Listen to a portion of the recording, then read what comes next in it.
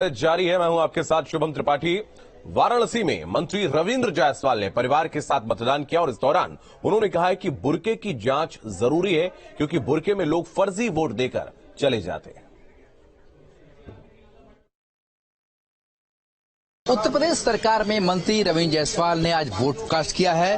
मंत्री जी, आज किन मुद्दों के साथ यहाँ पर वोट दिया जा रहा है, क्या लगता है? आज आप देख रहे हैं काशी के लोगों को विकास पसंद है। काशी के लोग अपने को विकास से संबद्ध कर रखे हैं और विकास को और भी गति प्रदान करने के लिए यहाँ के लोग निकल करके कमल का फूल खिला रहे हैं। मंत्री जी, एक बात ये भी सामने आई कि बीजेपी ने शिकायत किया कि बुरखे में फर्जी वोट पड़ सकता है, किस तरीके से देख रहे हैं?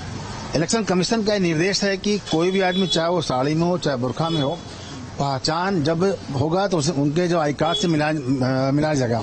लेकिन कहीं की शिकायत मिलती है कि लोग वहां पर जिद करते हैं कि नहीं, हम अपना बुरखा नहीं हटाएंगे। वह गलत तरीका है और यह संघीय ढांचा का विरोध है। जब हमारे पास लोकतांत्रिक में व्यवस्था दिया गया है कि आपका जब हमें आई कार्ड चेक कराने के लिए, मिलान करने के लिए, चाहे आप बुरखे में हो चाहे कुछ और भी वस्त्र पहने हो, अगर हमकी चेहरा देखने के लिए आपको उठाना चाहिए। लोकसभा चुनाव से पहले ये निकाय चुनाव एक तरीके से सेमीफाइनल माना जा रहा है। लगातार विपक्षी पार्टियां अखिलेश यादव ये कह रहे हैं कि विकास हमने किया, मेट्रो हमने बनाया, और आज बीजेपी अपना नाम दे रही है। किस तरीके से देखते हैं इन वादों को, इन दावों को? पहले तो लोकसभा और इससे कोई मतलब नहीं है। लोकसभा देश का मुद्दा होता है, राष्ट्रीय मुद्दा होता है, यह स्थानीय मुद्दा होता है। इससे उससे कोई मतलब नहीं है। हाँ, ये संघीय ढांचा में ये तीसरा संघीय ढांचा में ये चुनाव है और जब चुनाव हो रहा है तो इसमें निश्चित तौर पर स्थानीय मुद्दा होता है। स्थानीय मुद्दा में नगर निगम क्या होता है, साफ है, सफाई है, स्ट्रीट लाइट है, पार्क की सौंदर्यीकरण है। वीडियो जर्नलिस्ट विपिन सिंह के साथ सुशांत मुखर्जी, न्यूज 8 भारत। तो हमारे साथ जो मेहमान इस वक्त जुड़े हुए हैं, कांग्रेस से अजय वर्मा, सुरेंद्र शर्मा आरएलडी से, डॉक्टर दयाराम भार्गव एसबीएसपी से और अभिषेक राय समाजवादी पार्टी से, एसएन सिंह बीजेपी से हमारे साथ जुड़े हुए हैं। अभिषेक जी, मैं आपके पास आऊंगा।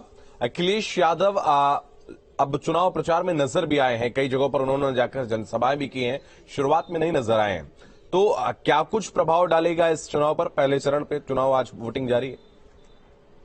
जहां जहां भी राष्ट्रीय अध्यक्ष की रैलियां होंगी वहां पे आप देखिएगा हमारा वोटिंग परसेंटेज और ज्यादा बढ़ जाएगा। कार्यकर्ताओं में एक अलग सा उत्साह आ जाता है जब वो राष्ट्रीय अध्यक्ष जी को अपने साथ और अपने बीच में पाते हैं। रही बात, हमारे हर जगह पार्टी के बड़े नेता, बड़े जो जितने भी कार्यकर्ता हैं, सबको हम लोगों ने सेक्टर वाइज जिम्मेदारी दे रखी थी, जिले वाइज जिम्मेदारी दे रखी थी पार्टी ने, और सब लोग वहां बड़ी मजबूती से चुनाव लड़ाने का प्रयास कर रहे थे।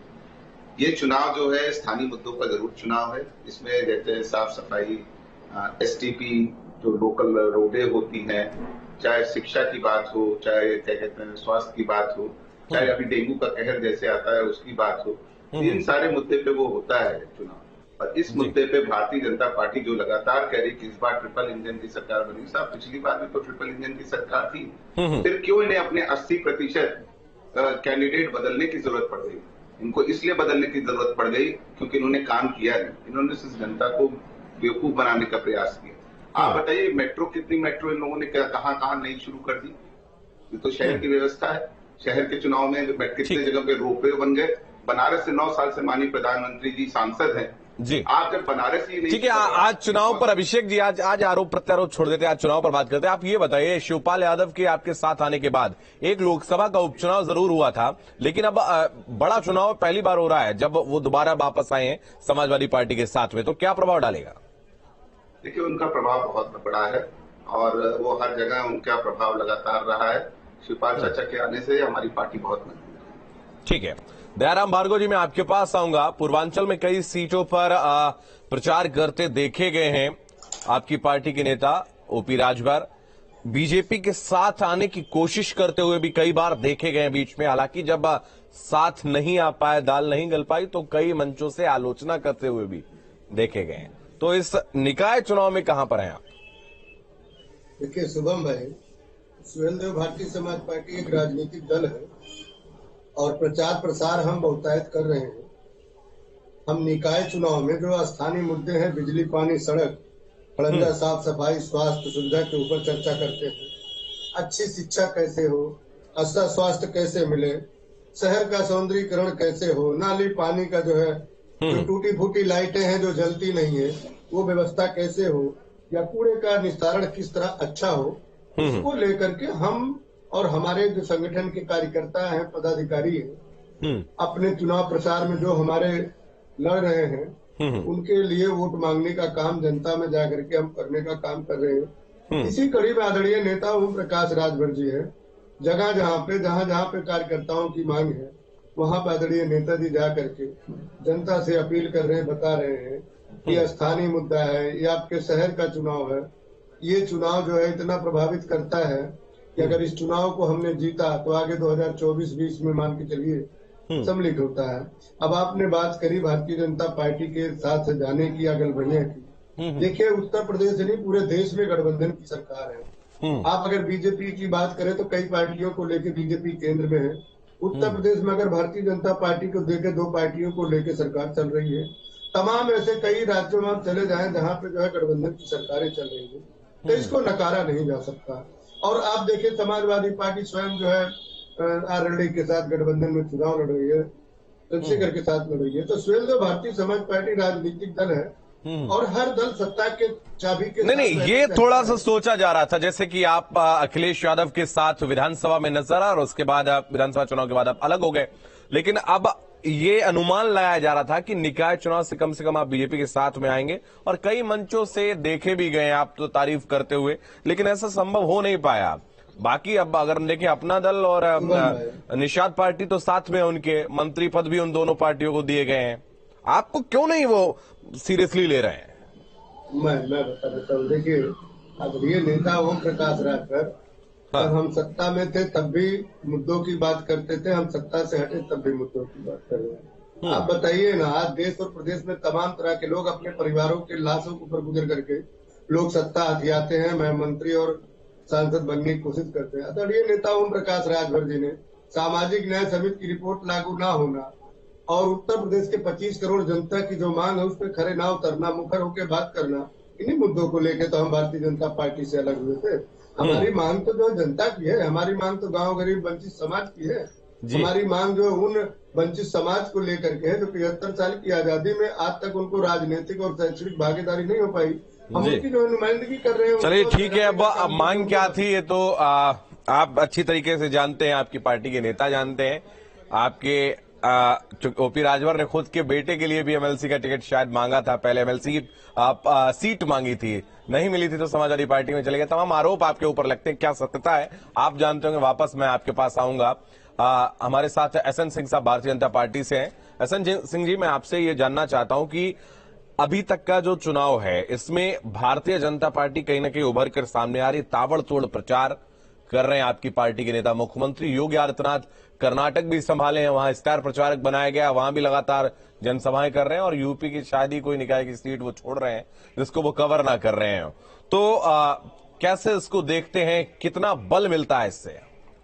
नहीं, अच्छी बात है शुभम जी। देखिए, जनता जनार्दन होती है, भगवान विष्णु का रूप होती है। अगर आप जनता के पास जाएंगे शुभम जी और आशीर्वाद स्वरूप उससे कुछ मांगेंगे तो निश्चित तौर पर आपको आशीर्वाद मिलेगा। लेकिन कई लोग चुनाव चंदा के लिए लड़ते हैं और लिस्ट बनाएंगे, कहेंगे कि अगर हमको नहीं देंगे तो हम घर जला देंगे, हमारी सरकार आएगी तो हम ट्रांसफर कर देंगे। तो इस तरह के कार्य करते हैं। हम अपना बनाने का कार्य करते हैं और जो अपना नहीं होता है उससे भी बार बार ये प्रयास करते हैं, चाहे हमारे इतने प्रदेश स्तर के कार्यकर्तागण हो, केंद्रीय स्तर के कार्यकर्तागण हो, सभी लोग जाकर अपना बनाने का कार्य करते हैं।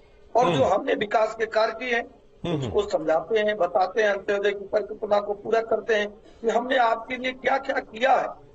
और आज देखिए शुभम जी, आज तो चुनाव मथुरा में हुए। अगर किसी को माखन मिश्री पसंद आ रहा है, वृंदावन की परिक्रमा पसंद आ रही है, प्रयागराज की त्रिवेणी पसंद आ रही है, काशी का कॉरिडोर पसंद आ रहा है, तो मुझे लग रहा है जनता को ये सब चीजें अगर पसंद आ रही है तो किसी के नाराज होने से तो जनता मानेगी नहीं।